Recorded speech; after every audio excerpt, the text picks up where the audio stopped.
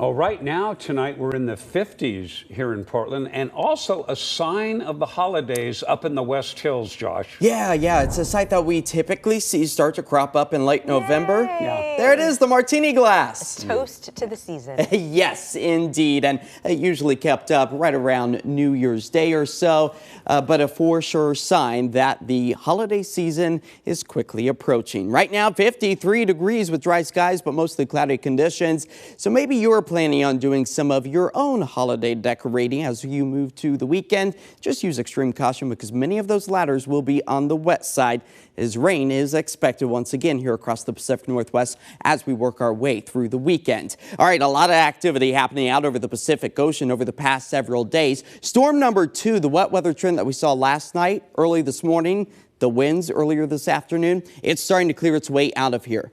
Storm number 1, all too familiar for us. That was the bomb cyclone that impacted us back on Tuesday. Now significantly weaker, but it transitions to be our storm number 3, paying us yet again another visit to bring back some wet weather as we push our way through the rest of the weekend. As far as our radar and satellite goes, though, expecting to hold on to those cloudy skies. It looks like maybe we've got a stray little lightning strike just outside the Astoria area. So when thunder roars, be sure to head indoors, especially along the coastline. As we take a live look out over downtown Portland, temperatures sliding back into the 40s.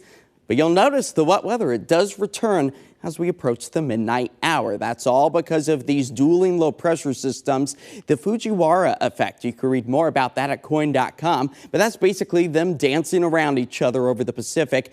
But once we work our way into the tail end of the weekend, the start of next week, these two low pressure systems will converge over the ocean, still keeping the flow of moisture pushing its way into western Oregon and southwest Washington. So that means we will hold on to the wet weather trend as we move our way through the rest of tonight. Heavy mountain snow likely to make some travel tricky up in elevation, as we'll see a few dry moments as we move our way into Saturday. But when it's wet, it will be rainy out there. And that will take us into Sunday as well, seeing the on-again, off-again rain showers before the umbrella is opened up and the net is cast just a little bit more widespread with that wet weather trend. As far as the rain accumulation goes, you've had to empty out your rain gauge every single day this week as we near an additional 3/10 of an inch here in the Rose City, a half inch further to the south, maybe 1.5 inches possible for the coastline. But looking into our crystal ball well into Monday, by the next 3 days, we could potentially see about 1 inch to 1.75 inches in many locations as the snow continues to remain on the ground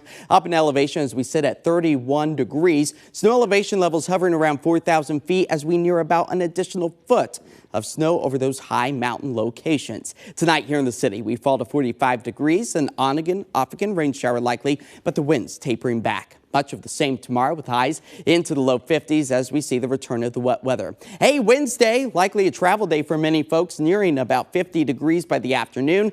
Elsewhere across the country, picking up on a few snow showers over the Rocky Mountain states or some thunderstorms down towards the Mississippi River Valley. 7-day forecast for us right here at home. The rain, it takes us into the start of next week. Temperatures cool to the 50s, upper 40s by Wednesday and Turkey Day. But what's that? Sunshine by Wednesday, Thursday, and Friday, a sight we have not necessarily seen or seen in consecutive number of days. Yeah, that's why, because I saw when you're talking about tomorrow's rain for Saturday that there are some dry moments. I took notes. Yes, and that's when you can put up your holiday lights. Yeah, thanks, Josh.